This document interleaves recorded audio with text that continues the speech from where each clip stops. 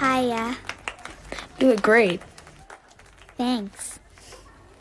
Hit it, guys!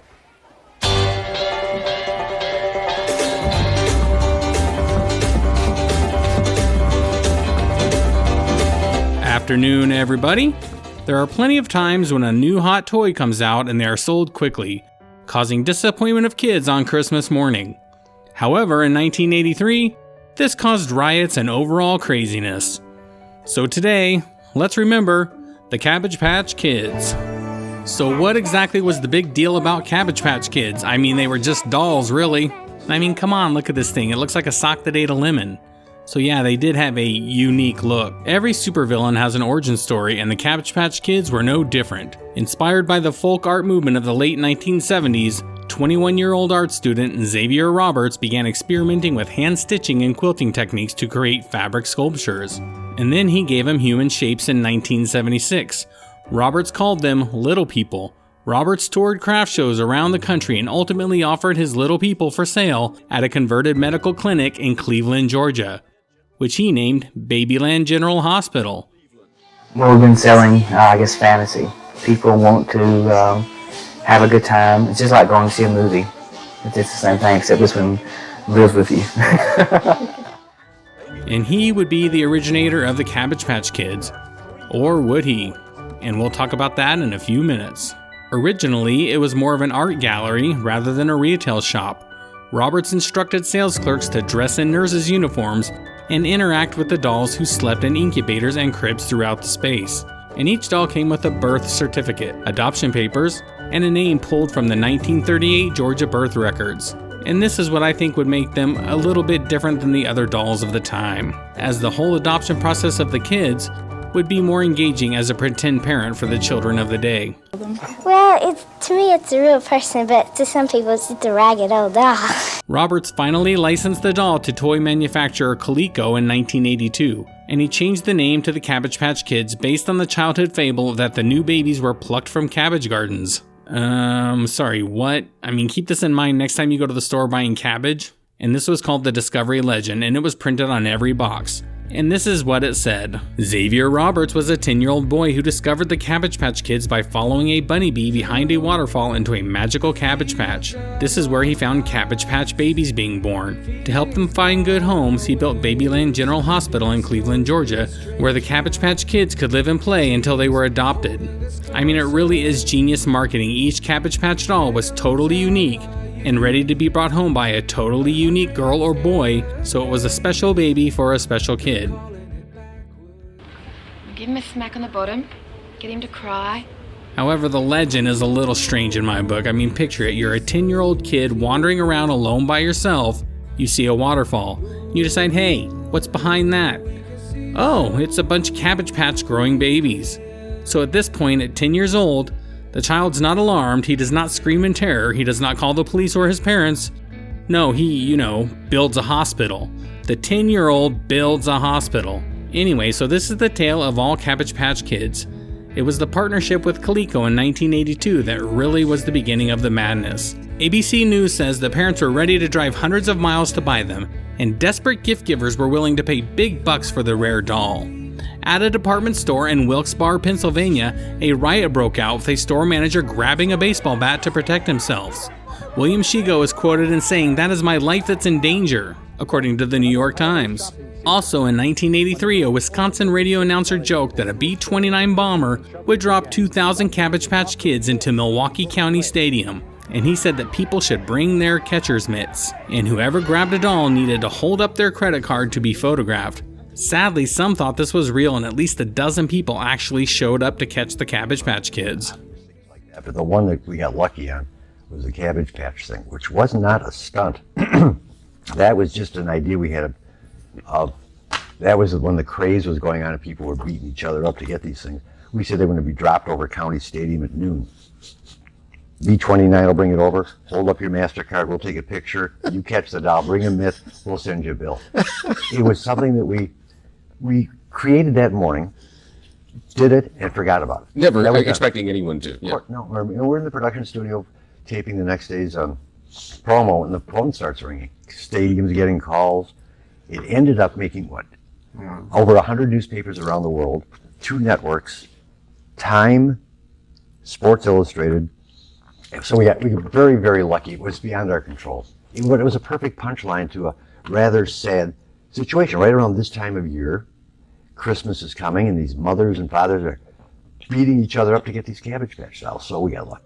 One woman says she was so desperate to get the toy that she was calling her sisters in Nebraska and Illinois to see if they could get her a doll.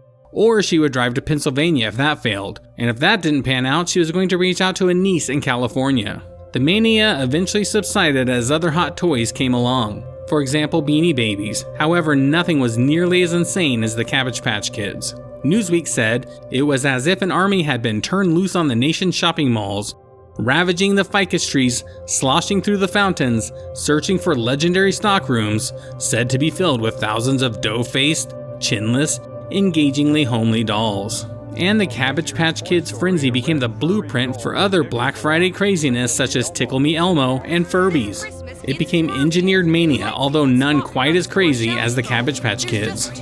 And on December 12, 1983, there would be a cover story by Newsweek showing a young girl with shiny bowl cut. She squeezes her ginger-haired doll with dimpled smile tucked away between her loafy cheeks. You would think as well as it sold, this would help solidify Coleco's stake in the market, as they were the ones producing and selling these little gremlins.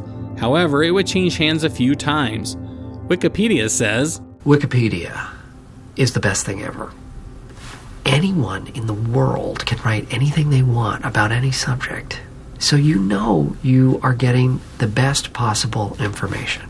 Hasbro took over the rights to produce Cabbage Patch Kids in 1988 after Coleco filed for Chapter 11 bankruptcy. They continued to make the dolls with various gimmicks, including dolls that played the kazoo.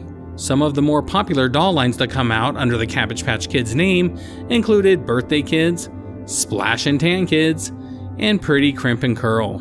Hasbro would also produce a 10th anniversary doll, reintroducing the original packaging. This would be a practice that other Cabbage Patch Kid doll manufacturers would do to give sales a boost at various times and anniversaries. Although Hasbro kept pumping out the dolls, where the hell did all these half-baby, half-cabbages come from? the rage was over. There was no movie or TV presence, and it seemed that no one cared to revive them. In 1984, Mattel acquired the licensing rights to the dolls from the original Appalachian Artworks. Their first Cabbage Patch dolls hit store shelves in 1995. And in 2001, with Mattel's sales stalling, a former Coleco marketing whiz, Al Kahn, acquired original Appalachian licensing and sold Cabbage Patch Kids to retailer Toys R Us. And they would produce an 18-inch version of the baby dolls with cloth bodies and vinyl heads. And they were packaged in cardboard cabbage leaf seats.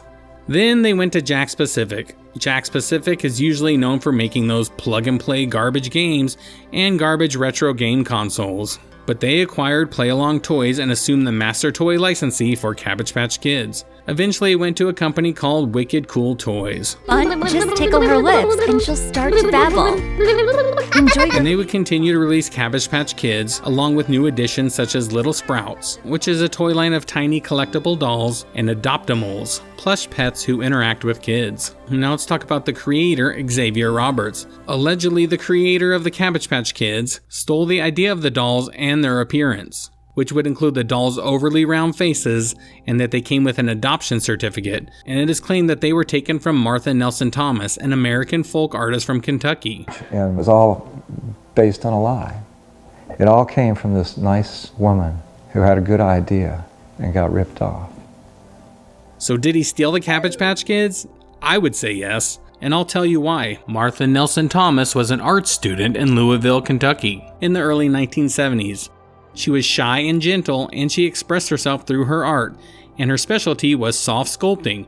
And it was in school that she created her first precious doll babies, as she called them. She created each one with love and care, paying attention to every detail to create a unique work of art every time. For Martha, these dolls were like her children. While she would eventually sell a few, at this time no one could buy her dolls, they had to be adopted. She wanted to spread happiness more than make a profit. Many years later, it was reported that she hand-stitched every doll she made. Martha made every unique expression on every doll's face. And as the popularity of the dolls grew, Martha was now part of an intimate little community that consisted of her and those who adopted her doll babies. And while her creations were gaining popularity, she never wanted to mass produce them. She tried to stay out of the rat race and ensure that each of her creations was what she wanted them to be, a labor of love. Sadly for Martha, there was one who lacked her scruples and was going to destroy the integrity of her creations. That man was Xavier Roberts. An idealist, Martha used her dolls to communicate with the world. They were not to be like other mass-produced toys, nameless, faceless, and unknown. They were individuals with personalities. When she sold a doll baby, there was a little note tucked in its clothes with a personal note about the doll. This note gave the doll's name as well as what it liked to do.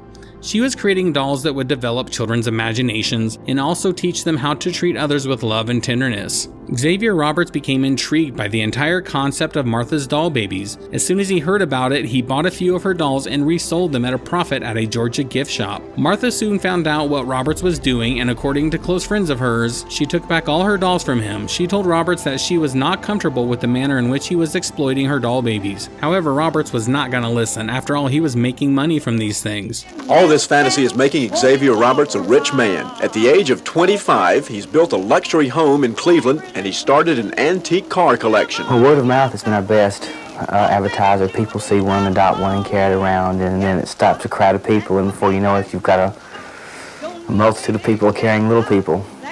And he kept pushing and pushing, and as she had no real patents or anything preventing him from selling them.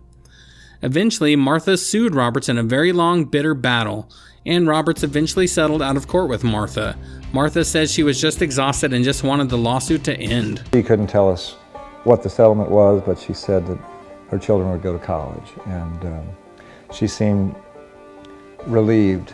It wasn't long after that that he sold out for $30 million or something. Ironically, Roberts would then sue Topps for copying his idea with the Garbage Pail Kids. Xavier Roberts, the young man from rural Georgia who created the Cabbage Patch dolls, is crying foul play. He's filed a copyright violation suit. That's the height of irony. Having ripped off someone and then he's getting ripped off.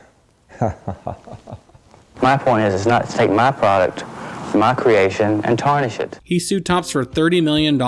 Topps settled with a $7 million license to continue producing the Garbage Pail Kids. And that was not the only problems Cabbage Patch Kids faced. One of Mattel's line of Cabbage Patch Kids dolls was the Cabbage Patch Snack Time Kids. It was designed to eat plastic snacks. The mechanism enabling this was a pair of one-way smooth metal rollers behind plastic lips. The snacks would exit out through the doll's back and then magically appear into a backpack. The mechanism could be deactivated by releasing the backpack. They were extremely popular during the Christmas of 1996. They were also known to eat the hair and fingers of children. What did the doll do to your hair? Ate it. The piece of hair got into the doll's mouth and it started going up. With several incidents and reports of this happening, Mattel would eventually pull the line of dolls, and this led to safety warnings from Connecticut's Protection Commissioner Mark Schifrin. Following the years, the dolls were still popular, but not as insane as the holiday season of 1983. There would be cartoons and other variations, and like I said, of course, the Garbage Pail Kids, but that's a story for another day. And the Cabbage Patch Kids went to space.